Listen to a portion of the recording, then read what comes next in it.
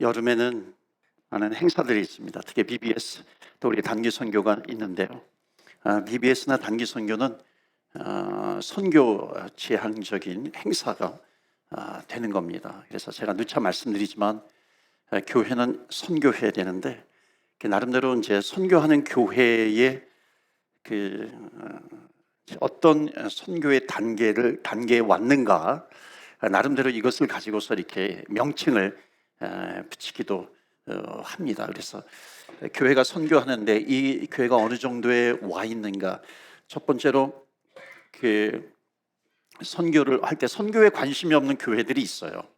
그러니까 선교에 관심이 없는 교회들이 있을 때 나름대로 이렇게 선교하는 교회가 되어야겠다라고 하는 깨달음을 주실 때가 있습니다. 그래서 그때 이제 비로소 선교에 좀 이렇게 눈이 뜨는 교회, 그런 교회를 어떤 교회라고 얘기하냐면은 미션, 이게 미션이에요. 오리엔티드 처치 이렇게 부릅니다. 미션 오리엔티드 처치. 그러니까는 이거 맞나요? 미션 오리엔티드 처치. 그러니까 선교 지향적인 교회가 되는 겁니다. 그러니까 선교 지향적인 교회는 이제 선교해야 되겠다. 하나님께서 우리 교회를 세워주시고 또 선교적인 사명을 주셨으니까 선교를 해야 되겠다라고 하는 이제 선교에 대해서 눈을 떠가는 그런 교회입니다. 그래서 나름대로 교회에서 선교에 대한 예산도 편성을 하고 또 나름대로 여러 가지 또 행사도 계획하고 하는 그런 단계에 있을 때 미션 오리엔티드 처치, 선교 지향적인 교회다 이렇게 부르기도 합니다. 이제 여기에서 좀 더 발전을 하게 되면은 마치 예수님께서 2명씩 짝지어서 70명을 마을에 이렇게 파송을 해가지고 보내는 것처럼 이제 일꾼도 있어요. 그리고 어느 정도 뭐 선교하는 데 있어서 예산도 편성을 해가지고 적극적으로 나아가요. 그런 교회를 뭐라고 얘기하냐면은 미셔널 처치 이렇게 얘기합니다. 미셔널 처치. 미셔널 처치, 그러니까 선교적인 교회 이렇게 됩니다. 그러니까 선교 지향적인 교회에서 선교적인 교회를 어느 정도 이제 선교하는 것이 이렇게 무르익어가는 그런 상황입니다. 그러니까 이제 주님께서 점점 오시게 되는데, 그러니까 주님께서 오시는 날을 우리에게 알려주시면서 이제 우리가 깨어 있을 때는 주님께서 오시겠다라고 하는 것을 느끼게 됩니다. 자, 그럴 때 이 땅의 교회는 어떤 교회가 남냐면은, 그래서 마지막 단계는 뭐냐면 미셔너리 처치 이렇게 부릅니다. 그러니까 미셔너리 처치는 뭐냐면은 선교사 교회가 되는 거죠. 미셔너리 처치가 되는 겁니다. 선교사 교회가 되는 거죠. 그러니까 선교사 교회는 누구냐면은 어떤 교회냐면 예수님께서 12명의 제자를 불러주셔서 이제 예루살렘과 온 유대와 사마리아와 땅끝까지 이르라, 내 증인이 되라 하는 거죠. 그러니까 그 12명이 뭐냐면 예수님의 제자 전체 인원이잖아요. 그러니까 전체 인원이 12명을 열방을 향해서 파송을 하는 겁니다. 그 12명은 상징적인 숫자이거든요. 구원받은 하나님의 백성들이에요. 그러니까 구원받은 하나님의 백성들이 결국 복음을 들고 열방을 향해서 나아가는 마지막 단계에 선교하는 교회, 미셔너리 처치가 되는 겁니다. 우리 교회는 어느 단계에 와 있을까요? 우리 교회는 어느 단계에 와 있을까요? 1번이라고 생각하시는 분 손 들어보세요. 2번이라고 생각하시는 분 손 들어보세요. 미셔너리 처치. 3번 미셔너리 처치라고 생각하시는 분 손 들어보세요. 예, 미셔너리 처치라고 생각하시고 손 드시는 분들은 이거 아셔야 돼요. 우리 교회에 구원받은 하나님의 백성들이 다 선교사로 나가는 줄로 믿습니다. 아멘. 그러니까 선교사로 나가는 거야. 그러니까 뭐 동네 선교가 되었든지 열방 선교가 되었든지 선교사로 나가는 겁니다. 자, 여러분들은 나름대로 손 안 드시는 분은 뭐예요? 손 안 드시는 분은 여긴가? 제로? 아직 1번도 안 돼요. 빵이에요. 0이에요. 이렇게 생각하시는 분들도 계실 수 있겠어요. 저는 몇 번이라고 생각할까요? 답하지 않을래요, 저는. 답하면 여러분들 실망하실까 봐 제가 답은 좀 유보를 하고요.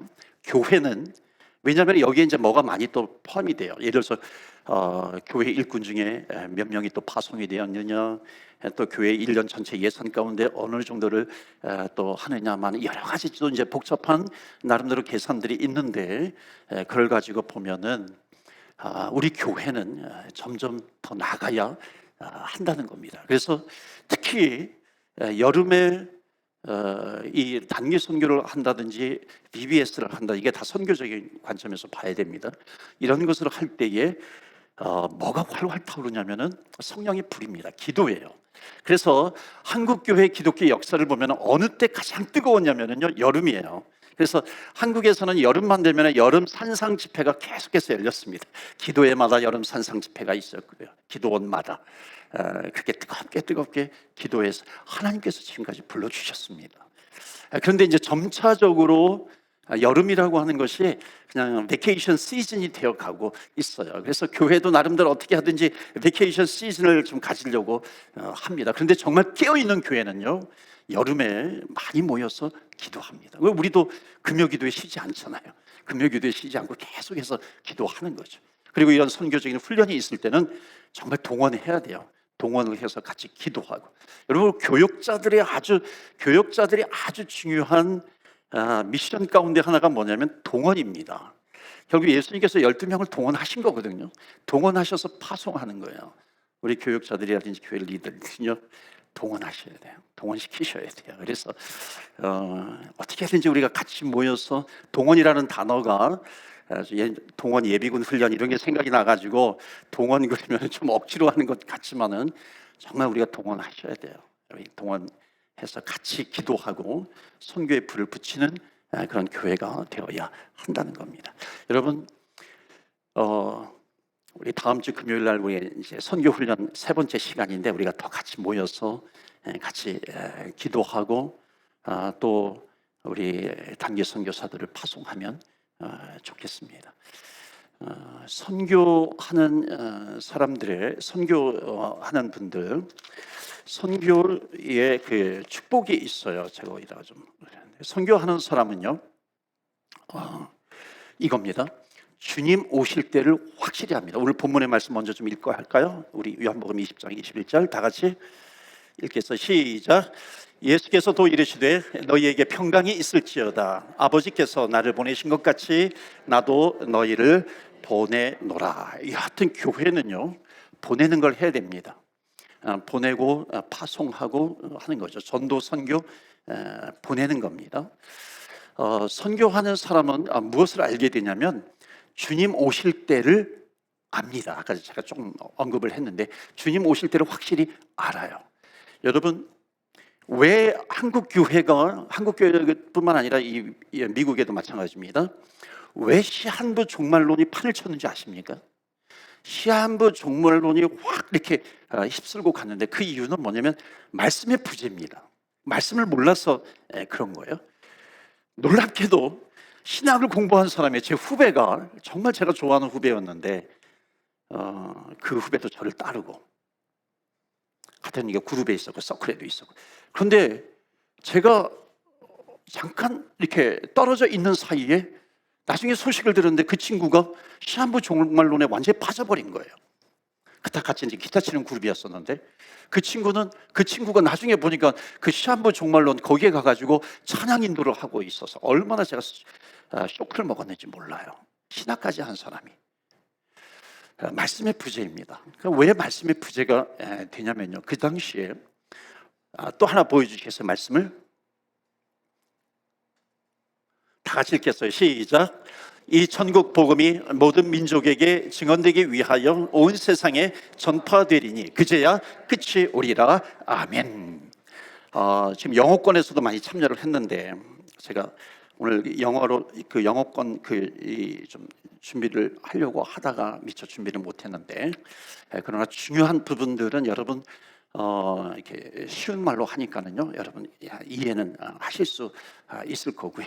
정말 이해 못하면은 우리 저희 EM 패스터 통해 가지고 좀 다시 한번 좀 번역을 하든지 통역을 하든지 해가지고 좀 교육할 수 있는 그런 시간을 좀 가지면 좋겠다는 생각이 듭니다. 자, 이게 마태복음 24장 14절이 굉장히 중요한데, 천국 복음이 모든 민족에게 증언되기 위해서 온 세상에 전파되리니 그제야 끝이 오리라.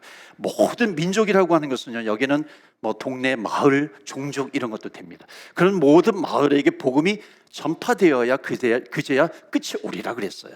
그러니까 그 당시에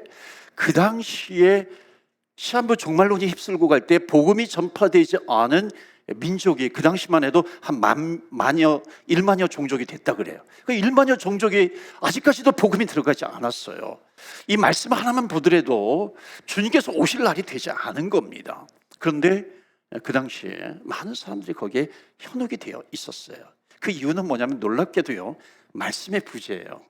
그렇게 말씀을 많이 읽고 말씀을 들었고 말씀을 내가 통독하고 이럼에도 불구하고 이 말씀을 몰랐다라고 하는 것은 뭐냐면, 말씀은 알고 모르고가 아니에요.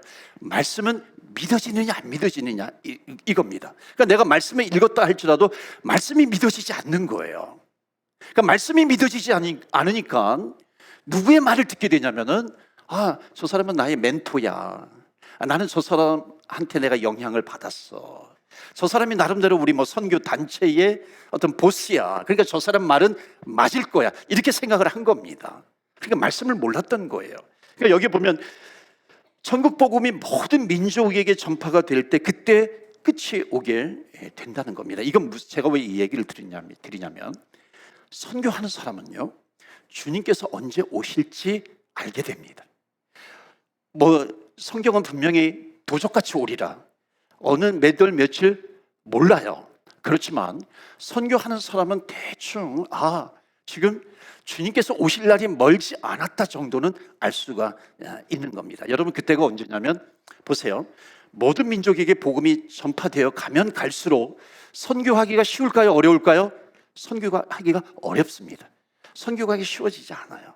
그러니까 점점 어려워져요. 그렇기 때문에 복음을 이렇게 전하는 데 있어서 마지막 때가 되면 될수록 선교하기가 더 어려운 그런 시대가 오게 됩니다. 여러분, 베리칩 같은 거 옛날에 베리칩 해가지고 666 해가지고 이거 절대로 받지 말라 이제 그렇게 했어요. 왜냐하면 이거 받으면 종말의 때에 우리는 지옥에 떨어지게 되고 지옥의 마귀의 종이 된다, 이런 얘기를 많이 했습니다. 그리고 이런 것들이 한번 휩쓸고 가면은요, 이제 주님께서 오실 날이 멀지 않았어 하면서 주님께서 오신다라고 하는 그런 부분에 대해서 굉장히 많이 강조를 하면서요, 특히 믿음이 약한 사람을 이렇게 현혹시킵니다. 여러분, 코로나 주사 맞고 이런 것이 마귀의 종이 되고 베리칩이 마귀의 종이 되고 이런 게 절대로 아니에요. 여러분, 이런 것에 현혹이 되면 안 됩니다. 왜 현혹이 되냐면은 말씀의 부재예요. 말씀이 없기 때문에 그런 거거든요. 말씀을 정확하게 알면은요, 절대로 현혹이 되지 않습니다. 여러분, 생각해 보세요. 진짜로 구원받았어요. 진짜로 구원받았으면 하나님께서 그 영혼을 안 지키시겠어요? 너무 단순하지 않습니까? 정말 하나님께서 나를 구원해 주시는데 구원의 확신을 가지고 나름대로 구원받은 것에 사인도 주셨어요. 그래서 내가 구원받은 하나님의 백성으로 살아가는데 여차저차 해가지고 베리칩이 내 안에 들어왔어요. 하나님께서 그것을 해결하지 못하시겠는가? 하나님께서 그렇게 약하신 하나님이시라고 하는 겁니다. 주님께서 분명히 말씀하셨거든요. 가서 모든 민족으로 제자를 삼아 아버지와 아들과 성령의 이름으로 세례를 주고 내가 너희에게 분부한 모든 것을 가르쳐 지키게 하라. 그 다음에 뭐야? 내가 세상 끝날까지 너희와 항상 함께 있으리라. 그러니까 우리와 함께 계신 하나님께서 그런 것을 해결하지 못하시겠는가라고 하는 겁니다. 왜냐하면요, 자꾸만 마귀는 우리의 약함을 이용을 해가지고 자꾸만 이렇게 현혹시키는 겁니다. 흔들리게 만드는 거예요. 여러분, 코로나 주사도 마찬가지고요. 코로나 주사 맞는다고 해가지고 마귀의 종 절대로 되지 않습니다. 여러분, 나름대로 우리가 그게 내가 어떤 복음의 해가 되지 않는다라고 하는 그런 믿음을 가지고 내가 그것을 했어요. 그것을 맞았어요. 그게 그럼에도 불구하고 하나님께서 너 그거 맞았으니까 너는 지옥으로 갈 거야. 너는 종말의 때 너는 마귀의 종이 될 거야. 하나님은 절대로 그런 분이 아니시라는 겁니다. 그러니까 여러분, 선교를 제대로 하면은 하나님께서 우리에게 무엇을 원하시는가라고 하는 것을 알게 된다는 겁니다. 그래서 여러분, 진리의 말씀에 서 있어야 해요. 그래서 진리의 말씀에 서 있지 않으면은 흔들리게 됩니다. 말씀이 없으면 겁을 내요. 근데 말씀이 있으면 내가 너와 함께하리라라고 하는 하나님 아버지의 말씀이 정말 믿어지는 겁니다. 여러분, 하나님은 우리의 환경을 지배하시는 하나님이세요. 그러니까 환경 때문에 내 믿음이 사라지거나 환경 때문에 내 믿음이 없어지거나 그렇지 않다라고 하는 것을 주님은 분명히 말씀합니다. 그래서 여러분, 선교하는 사람은 정말 말씀을 잘 들어요. 그 교회에 목회자의 설교자의 말씀을 잘 듣습니다. 그리고 성경 공부를 합니다. 여러분, 우리가 의지가 그렇게 많지 않아요. 인간은 의지가 약하거든요. 그렇기 때문에 우리가 환경의 지배를 받지는 않아야 되는데 환경을 활용을 해야 돼요. 그러니까 환경을 활용한다는 것이 뭐냐면은 우리 인간이 나는 이거 할 거야 I can do it 하면 좋은데 본능적으로 인간의 의지가 그렇게 강하지 않아요. 그래서 우리를 환경 속에 나를 좀 밀어넣는 게 필요합니다. 그 환경 속에 나를 밀어넣는 것은 뭐냐면 예배라고 하는 환경 가운데 나를 밀어넣는 거예요. 기도라고 하는 환경에 나를 밀어넣는 것입니다. 그러니까 선교라고 하는 환경 가운데 나를 밀어넣는 겁니다. 그러니까 나를 이렇게 하면은 그 환경을 통해서 계속해서 내가 하나님과 가까워지게 되고 정말 선교가 이런 것이구나 라고 하는 것을 배우게 되는 것이고 선교를 통해서 하나님께서 역사하시는 것을 내가 경험하고 체험을 하게 된다는 것을 말씀합니다. 그래서 여러분, 그까지 선교하는 사람들에게 주신 축복은 뭐냐면 말씀과 기도, 말씀과 성령에 붙들려서 굳건히 설 수 있다라고 하는 겁니다. 그래서 여러분, 절대로 현혹되지 마시고 흔들리지 마시고요. 선교할 때에 천국 복음이 모든 민족에게 증언되기 위하여 온 세상에 전파되리니 그제야 끝이 오리라. 그러니까 이 말씀은 뭐냐면 부지런히 천국 복음이 온 열방에게 전파되기 위해서 우리 교회가 해야 될 일이 뭐냐면은 선교사들과 연합해서 복음을 계속해서 전할 수 있어야 한다는 것을 말씀을 드립니다. 제가 좀 들은 얘기가 있어가지고 제가 이 부분에 대해서는 여러분에게 한번 말씀을 전하게 됩니다. 자, 오늘은요. 자, 여러분, 지난번에 강의록 드렸는데 바인더 드렸는데 맨 뒤에 보세요. 맨 뒤에 보시면 선교학이 있거든요. 선교학 부분을 좀 보시면 그거 가지고 같이 여러분들 괄호에다 이렇게 좀 기록을 하는 겁니다. 괄호에다 기록을 해가지고 이렇게 좀 하시기를 바랍니다. 기록을 좀 하시고요. 오늘 말씀은 뭐냐면 성경에 나와 있는 말씀 가운데 정말 얼마나 많은 부분을 하나님께서 이 선교라고 하는 것에 대해서 중요하게 생각을 하고 있는 것입니다. 그래서 선교는 하나님의 소원이다. 제가 여러 번 말씀드리는데 한번 따라 해보시겠어요? 선교는 하나님의 소원이다. 두 번째, 선교는 예수님의 명령이다. 그렇죠. 예수님의 명령. 예루살렘과 온 유다 사마리아 땅끝까지 이르러 증인이다. 가서 모든 민족에게 복음을 전하라. 예수님의 명령이죠. 세 번째, 따라서 합시다. 선교는 성령님의 목적이다. 이게 뭐예요? 성령을 받은 이 사도행전 1장 8절 성령이 너희에게 임하시면 너희가 권능을 받고 예루살렘과 온 유대와 사마리아와 땅끝까지 이르러 내 증인이 되리라. 그러니까 성령을 받은 목적이 뭐예요? 예루살렘과 온 유대 사마리아 땅끝까지 복음을 전파하는 거잖아요. 그러니까 선교는 뭐냐면 하나님의 소원이에요. 예수님의 명령이고 성령님의 목적입니다. 이것을 우리가 굳건히 붙들고 있는 거죠. 그래서 우리가 아까도 찬양할 때 하나님의 마음이거든요. 주님의 마음, 하나님의 소원이거든요. 하나님의 명령이거든요. 하나님 이것을 알게 해주세요. 그러니까 선교하는 사람은 하나님의 소원을 풀어드리는 사람이에요. 그리스도의 명령을 지키는 사람이에요. 청개구리도 부모 개구리의 이 소원도 들어준다 그러는데 여러분, 하나님의 자녀 크리스찬인데 하나님의 소원을 못 들어드려요. 주님의 명령을 우리가 따르지 못해요.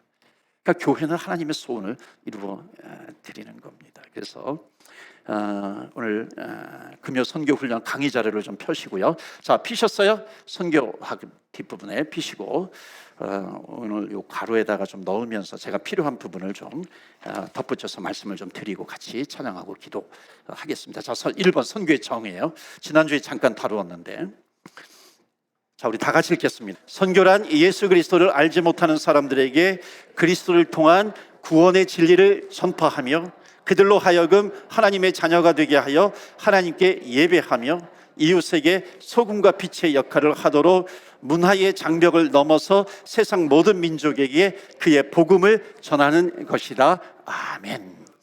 그래서 지난주에 제가 말씀드린 게 뭐냐면 선교의 목적에 대해서도 말씀을 드렸어요. 그건 뭐냐면 예배다.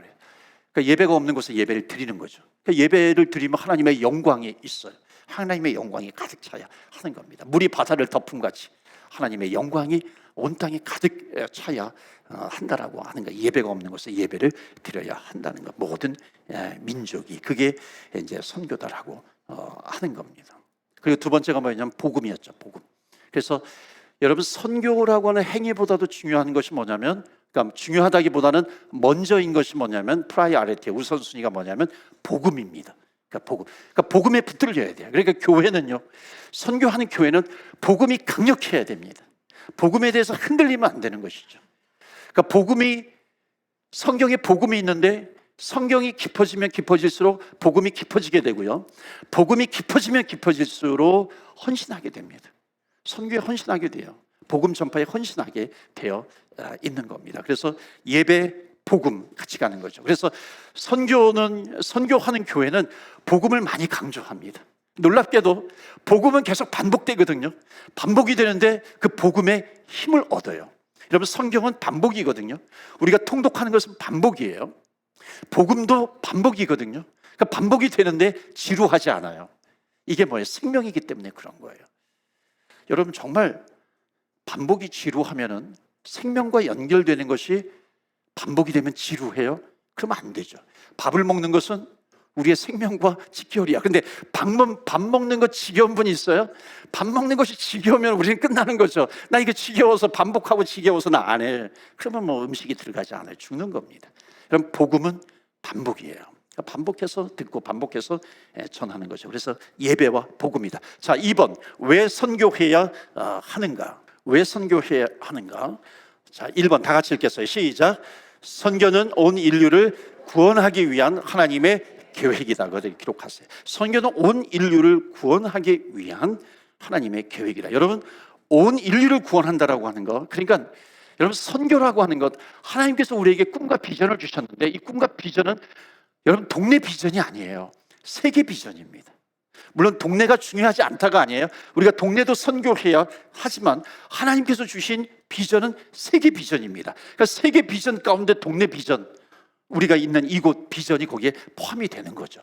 그러니까 교회를 세워주셨으면은 이 교회를 세워주셔서 그 지역에 복음을 전파해야 되는 것이고, 그 동네에 전해야 되는 것이고, 나아가 열방을 향해서 나가야 한다는 것. 그래서 온 인류를 구원하는 하나님의 계획입니다. 2번, 두 번째로 다 같이 읽겠어요. 다 같이 시작. 예수 그리스도의 사랑이 강권하고 있다. 그래서 그리스도의 사랑이 우리를 강권하시는 도다. 우리가 생각하건대 하나님과 사랑의 관계가 깊어져요. 하나님과의 사랑의 관계가 깊어지면 깊어질수록 나는 누구인가 하는 겁니다. 그래서 여러분, 신앙생활이 아주 중요한 핵심 가운데 하나가 릴레이션십의 관계입니다. 관계가 어떻게 되는가? 여러분, 관계는 연결이거든요. 연결이 되면, 이것도 중요한 건데 따라서 해보세요. 연결되면 기적이 나타난다. 이게 뭐냐면 하나님과 내가 연결이 되면 기적이 나타나는데, 어떤 기적이냐면 구원의 기적이 나타나는 겁니다. 믿으십니까? 하나님과 내가 만나면 구원의 기적이 나타나는 거죠. 말씀과 성령이 나타나면요, 선교의 기적이 나타나는 겁니다. 복음의 기적이 나타나요. 그래서 말씀을 붙들고 기도하고 성령으로 충만하게 되면은 복음을 들고 나아갈 수밖에 없어요. 이게 기적이 되는 겁니다. 그러니까 연결이 되면 기적이 나타납니다. 제가 한번 젊은 목회자들한테 설교학을 강의한 적이 있었어요. 근데 제가 많이 강조한 것이 뭐였냐면 이거예요. 여러분, 말씀과 상황을 연결시키면, 그러니까 상황이라고 하는 사건이라든지 뭐든지 그것을 연결시키면 탁월한 설교가 됩니다. 연결시키면 탁월해져요. 연결시키면 기적이 나타나게 됩니다. 그러니까 어떻게 해야든지 연결이 시키는 거죠. 그러니까 전도 가운데 하나가 뭐냐면 저 사람하고 나하고 어떻게 연결이 될 수 있을 거라고 하는 거거든요. 그러니까 저 사람하고 나하고 연결이 되게 되면은 나에게서 복음이 흘러들어가는 겁니다. 이게 선교하는 사람의 아주 중요한 파워, 힘입니다. 왜냐하면 선교하는 사람은 세상 끝날까지 내가 너와 함께 있을 거야. 이게 신약으로 넘어오면서 십자가에서 죽으신 예수님께서 사망 권세를 이기시고 부활하신 다음에 선교하는 제자들에게 주신 약속입니다. 그러니까 구약 시대에는, 지난번에 여러분 기억하시나요? 구약 시대는 법이라는, 율법이라고 하는 울타리를 쳐가지고 여하튼 세상에 있는 어떤 부정한 것, 죄, 이것이 나에게 들어가지 않도록 울타리를 쳤어요. 그게 뭐냐면 율법을 잘 지키는 겁니다. 부정한 것에 손을 대지 않는 거예요. 예수님께서 십자가의 죽으심으로 말미암아 울타리가 사라져 버린 거거든요. 휘장이 갈라져 버렸어요. 그러니까 휘장이 갈라져 버렸다라고 하는 것은 뭐냐면 이제 그 전에는 울타리를 만들어서 내가 나를 보호해야 돼, 이건데 이제는 휘장이 갈라졌기 때문에 주님께서 우리에게 주시는 거룩한 성령의 능력을 가지고 나가라라고 하는 겁니다. 나가게 되면은, 그전에는 예를 들어서 약한 사람하고 터치하게 되면은 그 약한 사람하고 그 병 걸린 사람하고 터치하게 되면 그 병이 나에게 흘러왔는데, 이제는 주님께서 나와 함께 하신다라고 하는 이 선교하는 사람들에게 주신 약속이 뭐냐면, 이제 내가 주님께서 주신 성령의 능력이 있기 때문에 터치하게 되면, 만나게 되면은 나에게서 능력이, 주님께서 주신 능력이 그에게 나간다. 이게 뭐예요? 복음입니다. 그러니까 복음이 나에게서 흘러가는 거죠. 그러니까 선교하는 사람은 이제 주님께서 나와 함께 하시는 것을 믿기 때문에 내가 담대하게 복음을 전파하게 된다는 것을 말씀합니다. 자, 그 다음에 보시겠어요? 자, 3번 다 같이 읽겠어요. 시작. 구원자이신 예수 그리스도가 주신 최고의 명령이에요. 최고의 명령. 그 왕의 명령이죠. 아까도 말씀드렸지만 주님께서 주신 그 명령이다라고 하는 겁니다. 4번 왜 선교하는가? 복음을 전파하지 않으면, 다 같이 읽어요. 시작. 복음을 전파하지 않으면 아무도 그것을 믿을 수 없기 때문이다. 복음을 전파하지 않으면 안 돼요. 그러니까는 뭐라 그래요? 그런 적 믿지 아니하는 자를 어찌 부르려, 듣지도 못한 이를 어찌 믿으리요, 전파하는 자가 없이 어찌 듣겠는가.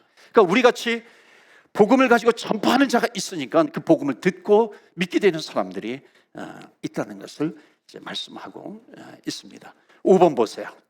다 같이 읽겠습니다. 시작.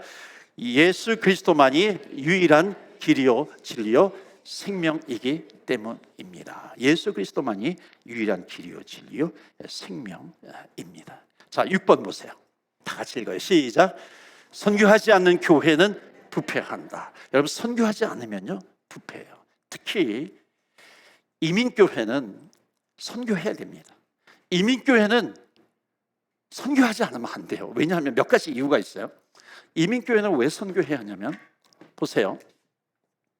이민교회는 우리는 고향을 떠나온 분들입니다. 여러분, 하나님께서 우리를, 저와 여러분을 흩으신 줄로 믿으십니까? 아멘.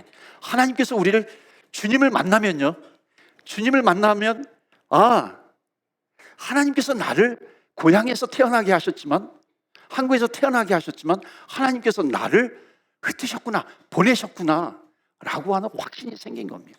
그러니까 이 이민자는요, 하나님께서 나를 흩으셨다라고 하는 그런 확신을 가질 수가 있는 거예요. 그래서 너무나도 우리 이민교회에게 주신 축복 가운데 하나이죠. 또 하나가 뭐냐면요, 정말 우리 자라나는, 여기도 보면 다음 세대들을 보면은 탁월한 언어의 능력이 있어요. 이거 굉장히 선교에 중요한 자원입니다. 물론 언어만 가지고 하는 것 아니에요. 중요한 건 하나님께서 우리에게 하트를 주셔야죠. 복음을 전하고자 하는 그 뜨거운 마음, 그걸 가지고 있어요. 그런데 정말 그런 사람들이 언어의 능력을 가지고 있으면 탁월한 복음을, 탁월하게 복음을 전하는 자들이 됩니다. 그래서 우리 이민교회는 선교하는 교회가 되어야 합니다. 그래서 앞으로 우리 교회가 하나님께서 왜 젊은이들을 보내주신가 하는 것을 정확하게 봐야 됩니다. 하나님께서 뭔가 하시려는 거거든요. 그 하나님께서 뭔가 하시려는 게 뭐예요? 하나님의 소원이죠. 예수님의 명령이죠. 성령님의 목적이죠. 이것을 이루어가는 것 아니겠어요? 또 하나 중요한 것이 있어요. 또 하나는 뭐냐면 이민교회는 선교하지 않으면 이게 돼가요.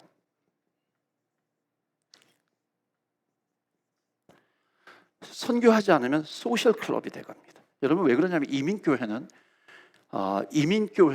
굉장히 교회적인 역할도 하지만은 대사회적인 역할을 많이 합니다. 정보를 얻기 위해서 어디로 가라? 교회로 가라. 일단 너 보내면 예수 믿지 않아도 교회 가라.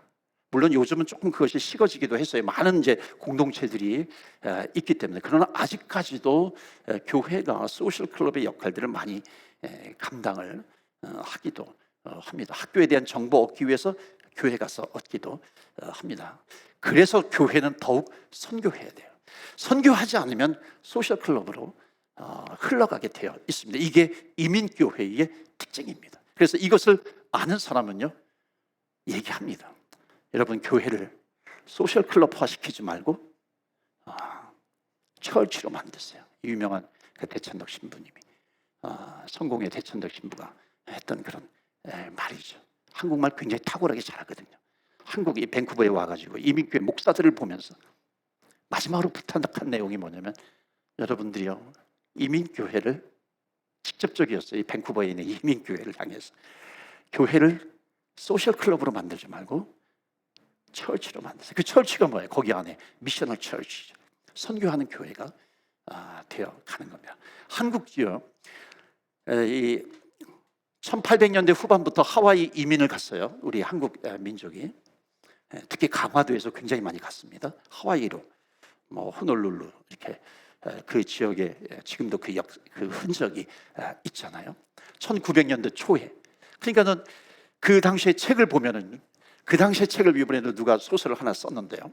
그 당시에 그 책을 보면은 다 교회를 통해서 일반적인 소설도 항상 그 시대를 배경으로 하면은 꼭 등장하는 것이 뭐냐면 교회입니다. 왜냐하면 교회가 소셜 클럽의 역할을 감당하고 있었거든요. 그래서 그 당시에 한국 이민교회 하와이예요. 모이면 두 파로 나눠졌었어요. 다른 데로 흐르면 안 되는데 벌써 이렇게 시간이 갔네. 이승만 파와 박용만 파로 딱 갈라졌습니다. 그래서 한쪽에서는 이승만 지지, 한쪽에서는 박용만 지지. 교회만 오면은 그거 가지고 논쟁을 하는 거예요. 교회가 뭐가 되고 있어요? 소셜 클럽이 되어가고 있는 겁니다. 그래서 교회는 선교하지 않으면 더욱 이렇게 되어간다라고 하는 것을 우리 이민교회는 정말 명심해야 합니다. 그래서 여러분 하나님의 소원, 예수님의 명령, 성령님의 목적을 이루어 가야 한다. 교회는 말씀과 성령이 같이 갑니다. 교회는 말씀과 성령이 가는데 하나님의 말씀을 붙들고 기도하면 반드시 교회는 성령으로 충만해져요. 이건 원리입니다. 하나님께서 주신 약속이에요. 그래서 말씀을 붙들고 끝까지 주님 앞에 기도해요. 그리고 성령으로 충만합니다. 말씀과 성령이 같이 가게 되면은 성령의 불이 임합니다. 자, 그러면 뭐가 생기게 되냐면 반드시 내가 살아있구나, 영적으로 깨어있구나 하는 것을 알아요. 이게 뭐냐면 생명을 주시는 거거든요. 그리고 하나님께서 주시는 은혜가 있어요. 은혜가 부어집니다. 그러니까 교회는 말씀과 성령을 붙들면 은혜가 있어요. 그런데 이게 다가 아니죠. 이 은혜를 받았으면 그 은혜는 반드시 흘러가야 돼요. 따라서 합시다.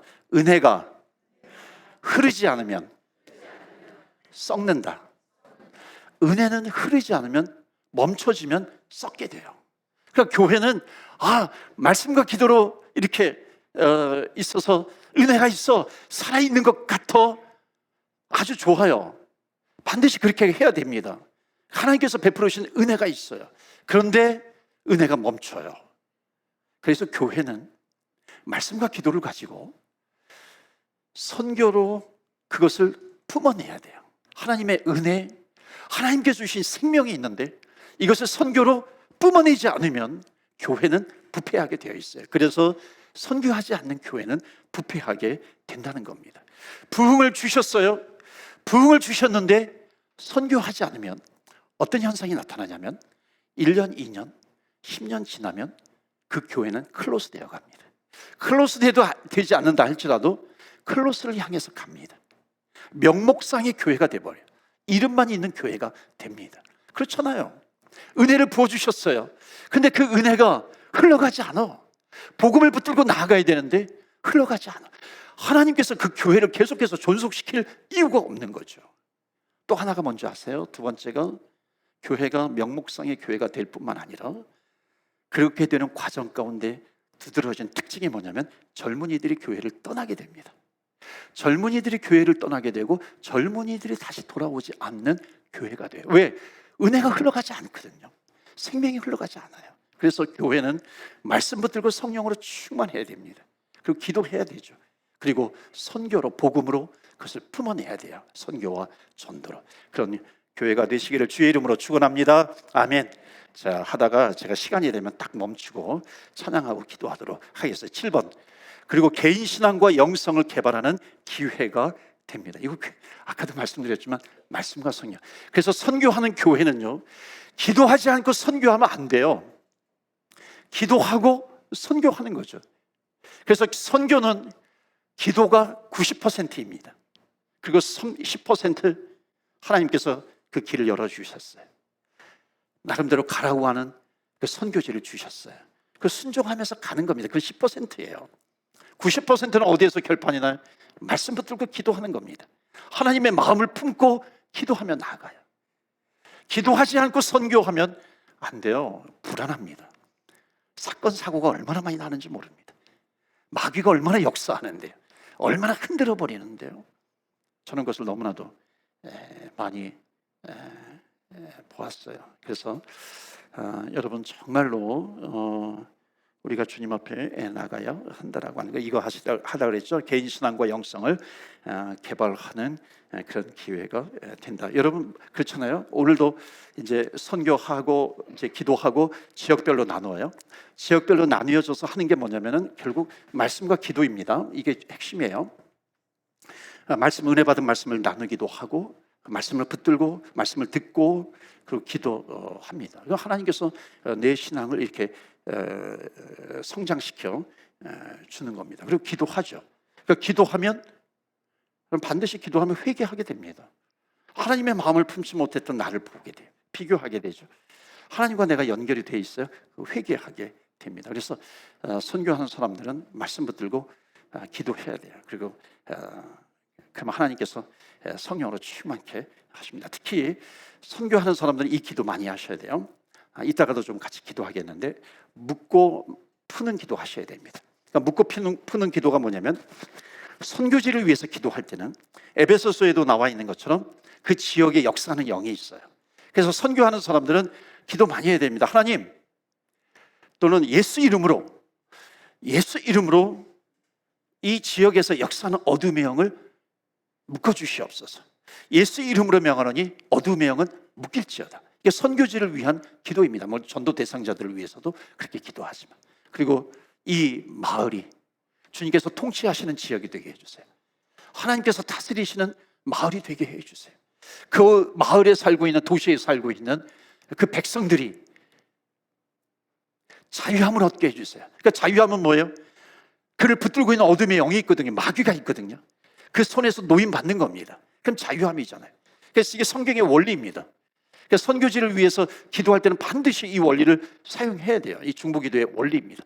예수 이름으로 명하노니 이 지역의 역사나 어둠의 영은 떠나갈지어다.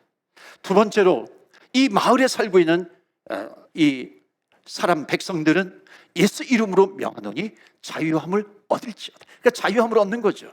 내 능력이 아니라 예수 이름으로죠. 그 자유함을 얻으면 그 영혼들에게 가서 복음을 전하죠. 그러니까 우리가 여기에서 하는 건 뭐예요? 기도하는 거죠. 그 지역을 놓고 캄보디아, 도미니카, 원주민 마을 놓고 기도하는 겁니다. 그럼 그 영혼 우리가 가기 전에 계속 기도의 포를 쏘는 거죠. 그 지역의 역사는 어둠의 영을 묶어주세요. 그 영혼 자유함을 얻게 해주세요. 이런 기도를 계속해서 합니다. 그러니까 선교하는 사람들은요, 기도하게 되어 있기 때문에 그 영성이 쭉쭉 올라갑니다. 그러니까 선교하는 것 자체가 축복이에요. 하나님과 더 가까워지는 축복이기도 합니다. 여러분, 어느 민족이든지 어느 마을이든지 하나님은 보세요, 주님께서 주신 약속이 뭐냐면 온 인류에게 복음을 전파하는 겁니다. 온 인류에게 복음을 전파하는데 한 번은 복음이 들어가면 그 마을은 반드시 한 번 부흥이 일어납니다. 반드시 일어나요. 우리 한국도 마찬가지였고요. 어느 지역이든지 마찬가지입니다. 한 번 부흥이 휩쓸고 가게 되어 있어요. 그런데 문제는 뭐냐면 이 한 번 휩쓸고 간 부흥이 계속 지속되지 않는다는 거예요. 보세요, 단기 선교 많이 하신 분들은 처음에 단기 선교 갔을 때에 얼마나 많은 부흥이 있는지 몰라요. 보니까는 막 마귀가 쫓겨나기도 하고 병든 자가 낫기도 하고 복음을 전하니까 영접하기도 하고 그런 역사들이 막 있어요. 그러니까 다음에 오면 또 될 것 같아요. 근데 다음에 오면 식는 경우도 많이 있어요. 해를 거듭할수록 또 업앤다운이 있지만 많이 식기도 합니다. 그래서 선교에서는 두 번째로 또 뭐가 중요하냐면 한 번 선교는요, 한 번 반드시 복음이 이제 휩쓸고 가는데 두 번째는 뭐냐면 제자화예요. 그래서 제자화가 이루어져야 합니다. 그 제자화가 이루어진다는 것은 뭐냐면, 그래서 그 지역에 선교사가 파송이 되면 그 선교사가 해야 될 아주 중요한 일은 뭐냐면, 그러니까 단기 선교사들은 가가지고 한번 이렇게 복음이 휩쓸고 갈 수 있도록 가서 전적 기도하고 복음을 전파하고 옵니다. 그러면은 거기에 남아있는 선교사, 파송된 선교사는 제자화해야 한다. 그러니까 제자화가 뭐냐면은 단 한 명이라도, 한 영혼이라도 주님의 제자를 만드는 겁니다. 처음에는 젖먹이로서 우유를 먹여야 되겠죠. 그 다음에 점점점 신앙의 아비가 되어서, 그리고 제자화가 되는 거. 제자화가 되는 게 뭡니까? 그 지역에 있는 사람을 키워서 뭐 선교사로 키우기도 하고 목회자로 키우기도 하고, 그래서 그 사람의 그 현지에서 목회를 하는 거죠. 목회를 하면서 교회를 세우면서 목회하고 계속해서 전도하고, 그러면서 하나님의 나라를 확장시켜 나아가는 이 중요한 제자화의 사명을 반드시 해야 합니다. 한 명이라도. 이게 파송된 선교사의 너무나도 중요한 미션이에요. 그래서 단기 선교를 하다 보면 내가 선교사로 가고 싶어하는 그런 마음이 생기기도 해요. 하나님께서 부어주십니다. 그러면은 그 하나님께서 부어주시는 마음을 가지고 나아갈 때는 반드시 제자화입니다. 그 현장에 가면은 제자화야. 한 명이라도 내가 키우겠다. 또 제가 동부 얘기를 해서 뭐 한대요. 제가 갔을 때에 이제 2000년입니다. 원주민 마을 락시몽이라고 하는 곳에 들어갔는데, 그러니까 락시몽에 원주민 마을이에요. 거기에 갔는데 그 마을 가운데 이제 한 명이 이제 양육이 되어서 원주민 선교를 보냈습니다. 그러니까 원주민 신학교예요. 그러니까 원주민 신학교 가가지고 여성분인데 원주민 신학교 가가지고 이제 졸업을 하고 전도사가 되어서 다시 락시몽 자기 마을로 돌아온 겁니다. 그래서 자기 집에다가 지하에 그 교회를 세웠어요. 그래서 그 마을에 한 1,600명 정도 되는 원주민 보호 구역인데 교회를 세워가지고 이제 주일마다 예배를 드립니다. 그러니까 그 한 명이 제자화가 되니까는 그 한 명이 그 마을에서 목회자가 되어서 교회를 세우고 주일마다 계속해서 예배를 드리게 됩니다. 나중에 또 어떤 일이 있었냐면, 이분이 그 당시에는 원주민들은 세컨더리 스쿨도 제대로 잘 못 나와요. 중학교 다니다가 중퇴하는 경우가 태반입니다. 근데 이분은 신학교까지 나왔으니까 나름대로 그 마을에서 엘리트 계층에 들어가 있어요. 그러니까 나중에 추장 선거에서 추장에 출마를 해가지고 추장까지 되었어요. 나중에 그랜드 치프까지 됐어요. 그러니까 한 명을 제자화시키니까 그 마을이 변화가 됩니다. 그러니까 그 한 명을 키우는 것이 얼마나 중요한가. 이게 교회와 그 지역 선교가 같이 연합해서 이루어져야 한다라고 하는 것을 말씀을 드렸습니다. 우리 같이 기도하는 시간이 이렇게 많지 않지만 이 시간에 우리 한번 합심해서 우리 기도하겠어요. 합심해서 기도할 때 물이 바다를 덮은 같이 여호와를 인정하는 것, 하나님의 영광이 이 세상에 가득 차야 할 줄로 믿습니다. 오늘 짧은 시간이었지만요, 우리 짧은 성경 구절이었지만 계속해서 거기에 나오는 것이 뭐냐면 하나님 아버지의 소원이에요. 예수님의 명령입니다. 성령님의 목적이에요. 하나님, 우리가 하나님의 소원을 이루는 교회, 주님의 명령에 순종하는 교회 되게 하여 주시고 성령님의 목적을 이루는 교회 되게 하여 주시옵소서. 우리 다 같이 주여 주여 주의 이름 부르며 기도하며 나아갑니다. 주여